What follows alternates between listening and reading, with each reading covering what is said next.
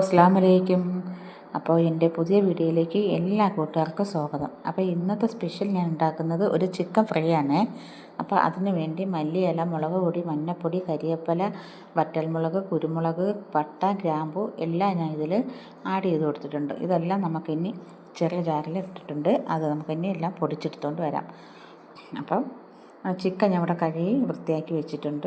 അപ്പോൾ നമുക്ക് ചിക്കനിൽ ആവശ്യത്തിന് ഇടാനുള്ള അരിപ്പൊടി എടുത്ത് വെച്ചിട്ടുണ്ട്. അപ്പോൾ കോൺഫ്ലവർ ചേർത്താൽ അരിപ്പൊടി ഇടരുത്, അരിപ്പൊടി ചേർത്താൽ കോൺഫ്ലവർ ഇടരുത്, അങ്ങനെയാണ്. രണ്ടിലേതെങ്കിലും ഒന്ന് ഇട്ടാൽ മതിയാവും. അപ്പോൾ ഞാൻ മസാല എല്ലാം പൊടിച്ച് വെച്ചിട്ടുണ്ട്. നമുക്കിനി ഇത് ചിക്കനിലോട്ടെല്ലാം നമുക്കൊന്ന് അരപ്പെല്ലാം നമുക്ക് ചേർത്ത് വയ്ക്കാം.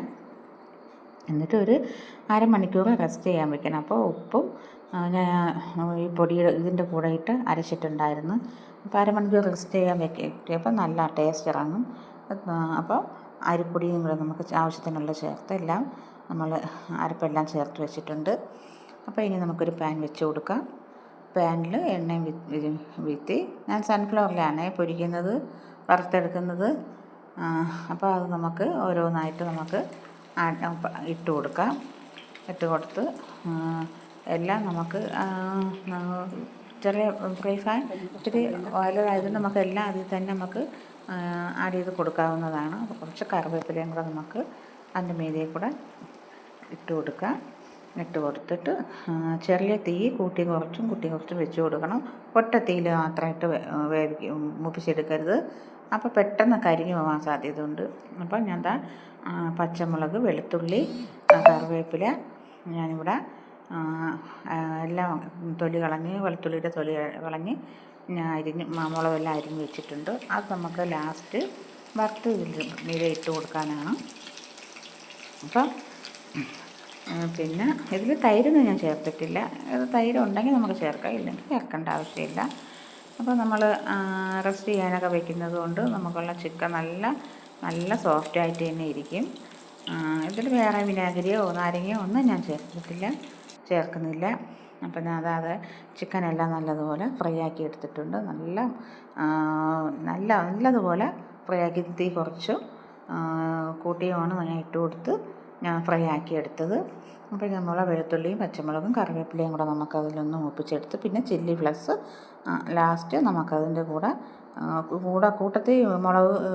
പച്ചമുളകിൻ്റെയും വെളുത്തുള്ളിയുടെയും കൂടെ ഇട്ട് വറുക്കരുത്, കരിഞ്ഞു പോകാൻ സാധ്യതയുണ്ട്. അതുകൊണ്ട് ലാസ്റ്റ് നമ്മൾ വറുക്കുന്ന മുളകും വെളുത്തുള്ളിയും വറുക്കുന്ന ലാസ്റ്റ് നമുക്ക് ഇറക്കുന്ന സമയത്ത് മാത്രമേ ചില്ലി ഫ്ലെക്സ് ഇട്ട് ഒന്ന് ചെറുതായിട്ടൊന്ന് മൂപ്പിച്ചെടുത്താൽ മതിയാവും. അപ്പോൾ അത് ചിക്കനൊക്കെ നല്ല ചൂടാണ്, കയ്യിലെടുത്തപ്പോൾ നല്ല ചൂടുണ്ട്. നല്ലതുപോലെ വെന്ത് ഉള്ളൊക്കെ നല്ല വെന്ത് ഫ്രൈ ആയി വന്നിട്ടുണ്ട്. അപ്പോൾ ഇതിൽ ഞാൻ ചില്ലി ഫ്ലെക്സ് ഇട്ട് കൊടുത്തിട്ടില്ല. ലാസ്റ്റ് ഞാൻ പറഞ്ഞല്ലോ, ലാസ്റ്റ് നമുക്ക് ആഡ് ചെയ്ത് കൊടുത്താൽ മതിയാകുമെന്ന്. അപ്പോൾ ഇത് നല്ലോണം വെളുത്തുള്ളിയൊക്കെ നല്ലോണം വാടി വന്നിട്ടുണ്ട്. അപ്പോൾ ഇനി നമുക്ക് ചില്ലി ഫ്ലെക്സും കൂടെ ഇട്ട് നമുക്കൊന്ന് ചെറിയ ഇതായിട്ടൊന്ന് മുറിച്ചാൽ മതിയാവും. അപ്പം ഇത് നമുക്ക് ചിക്കൻ ഫ്രൈയിലോട്ട് നമുക്ക് ആഡ് ചെയ്ത് കൊടുക്കാനാണ്. അപ്പോൾ ആദ്യമായിട്ടാണ് എൻ്റെ ചാനൽ കാണുന്നവരുണ്ടെങ്കിൽ ലൈക്കും കമൻറ്റും സബ്സ്ക്രൈബും ഒന്നും ചെയ്യാൻ മറക്കണ്ട. അപ്പോൾ അതെല്ലാം വെളുത്തുള്ളിയെല്ലാം ഞാൻ മൂപ്പിച്ചെടുത്തിട്ടുണ്ട്. അപ്പോൾ ചിക്കൻ ഫ്രൈയുടെയൊക്കെ വെളുത്തുള്ളിയുടെയൊക്കെ നല്ല ടേസ്റ്റാണ്. ഇതിന് നമുക്ക് ചോറിൻ്റെ കൂടെ ഏതിൻ്റെ കൂടെ വേണമെങ്കിലും നമുക്ക് കഴിക്കാവുന്നതാണ്. അപ്പം നിങ്ങളിതുപോലെ ചെയ്ത് നോക്കണം. അപ്പോൾ ഇന്നത്തെ വീഡിയോ ഇത്രയേ ഉള്ളൂ. അസ്സലാമു അലൈക്കും.